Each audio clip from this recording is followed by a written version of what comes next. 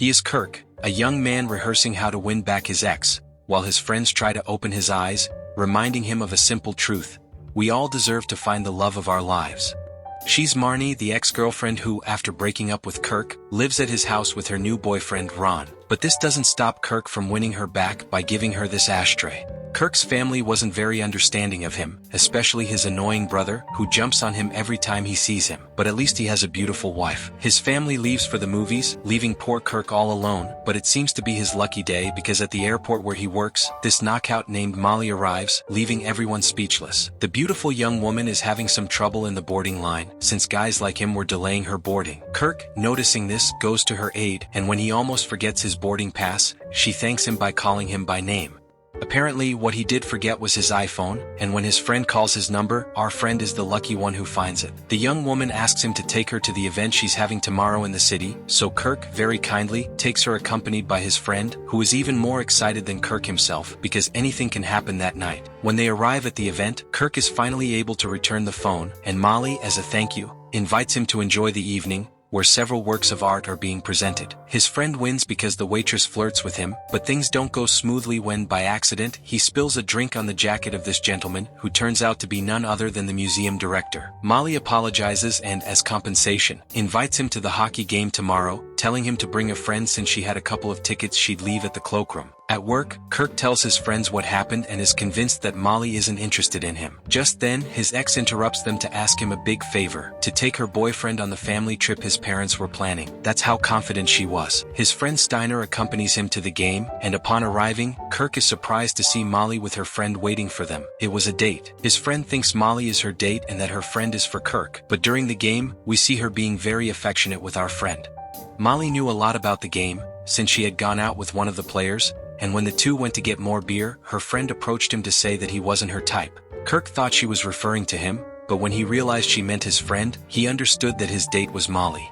His friends couldn't believe that the prettiest girl wanted to be with him because, to be honest, Kirk was a 5 and she was a 10. Then suddenly he received a call from the beautiful Molly inviting him out. While she was looking for a dress to wear, her friend promised to call her to rescue her because, to tell the truth, Kirk wasn't her type, and she was doing all this so that she wouldn't get hurt again. But for some strange reason, Molly did find our friend Kirk interesting, who was already looking very nervous.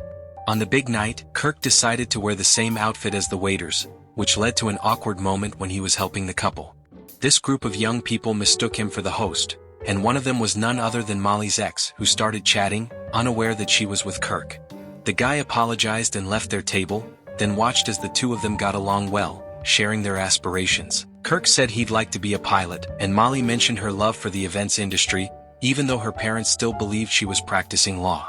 Just then her friend called her, but Molly decided not to answer, making it clear she was having a great time. When they arrived at her apartment, Kirk said goodbye, but not before helping her with her seatbelt. As they got close, they kissed. This couldn't be good, a bad omen, her friends thought, but they were relieved to hear that Kirk had invited her to lunch at his house, because his family was quite eccentric, starting with his parents, who were astonished by the young woman's beauty. Kirk tells his brother to behave himself for once in his life, and upon seeing his ex, he takes the opportunity to introduce them to Molly, making himself look just like his parents. Amazed, they invite her to join them in the pool, but she wasn't wearing underwear.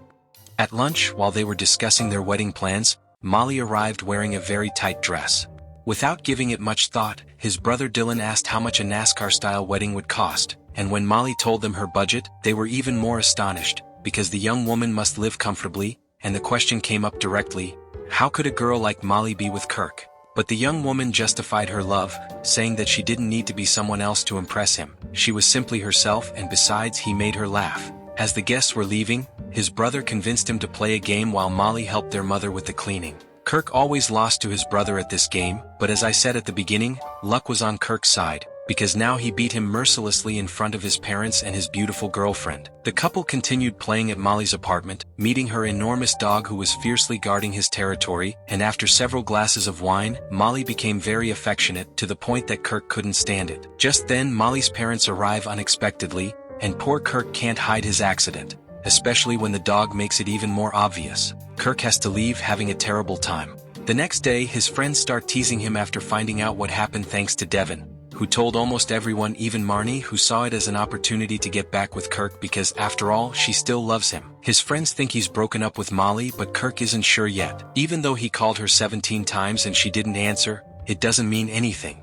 So the next day at an airman's event, his friends encourage him to talk to her and tell her straight up, "I came in my pants." Just like that, and it seems to work because Molly understands that he loves her when he confesses, and the two become friends again. Suddenly, Molly's ex asks for his help, asking him to speak well of him so he can get back with Molly, since he thinks they've broken up. But quite the opposite. From that day on, the couple had a wonderful time together, visiting places like a real couple and of course causing envy among many. Molly's sister's birthday was approaching, and being an event planner, she didn't know what to do for her birthday, so Kirk suggested throwing her a surprise party with a youthful vibe, and she liked the idea. But before the big night, his friends prepared him to get back in the bedroom with Molly, because one of the most important aspects of intimacy is cleanliness. So Kirk started shaving his pubic area, and although he had some trouble, a friend was always there to help him. At the party, his friend was in charge of the music with his Daryl Hall tribute band, and at the end of the song, Kirk thanked the event organizer and congratulated the birthday girl, making Molly feel confident that he was the one. He reintroduced her to his parents, but when he asked them what he did for a living, Molly interrupted, saying he was a pilot. Just then, his ex arrived uninvited, but later apologized to Kirk, believing they were no longer together. Before leaving, he gave him a little advice, not to be alarmed when he saw his flaw. Those words made him think, and in private, the two began to undress and let themselves go, but our friend didn't feel ready to go through with it. So Molly showed him her small flaw, a webbed finger, making Kirk feel offended, thinking it was something more serious. Molly realizes that he hopes it's something more serious before being with her, but Kirk also feels ashamed, having told his parents he's a pilot when it's clear he isn't. This whole argument started with Molly's ex, who planted the idea in his head that she was perfect. But what he doesn't know is that Molly ended up thinking the same thing in addition to being unfaithful to him. The worst part comes when he hears that Molly looked for someone like him to avoid suffering again, making Kirk feel offended and causing him to leave her alone. Days later, our friend falls into his ex's clutches again, on a family trip where the other guy is also traveling. And in the end, his friend was right all along. He can't be with a girl like Molly. Steiner knows he has to do the right thing and rushes to talk to his ex, who, for him, was his Molly, but they broke up because he felt just as insecure as Kirk, and she reminds him of that. So, without wasting any more time, Steiner tries to convince Kirk not to travel with these people, and especially not with Marnie, because he deserves someone better. Unable to continue, he's taken off the plane, and Steiner has to call Molly's friend, who also believed they shouldn't be together, and convinces her to help him. Meanwhile, Kirk finally understands that he shouldn't keep being dragged along by his family, and says goodbye, hurling insults at each of them except his mother.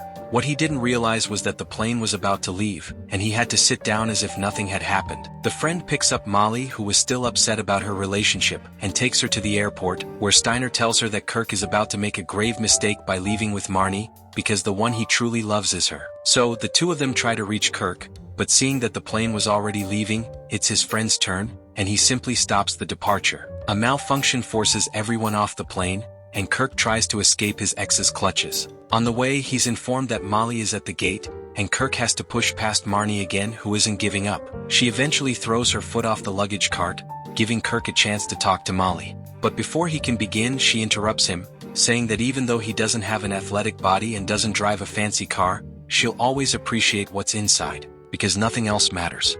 And the two share a passionate kiss. Sometime later, Kirk takes flying lessons and surprises Molly by taking her on a trip in his small plane, because in the end, love triumphs after all. Don't forget to subscribe to the channel for more content. Bye.